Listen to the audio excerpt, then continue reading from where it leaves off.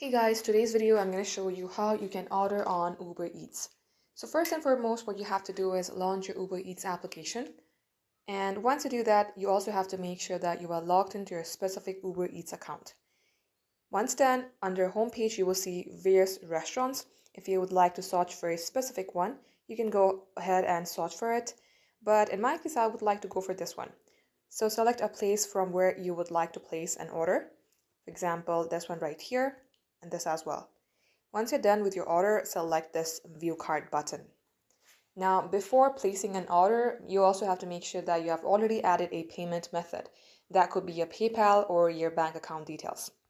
Now, once done, what you have to do is, if this is a gift, select Send as a gift. And you can also add a note for your special requirements by selecting Add a Order Note. Now, once done, select Go to Checkout. And at the end, all you have to do is add a payment method if you have not added any. If you have already added, go ahead and check it out. Just like so guys, this is how it's done. Thank you for watching.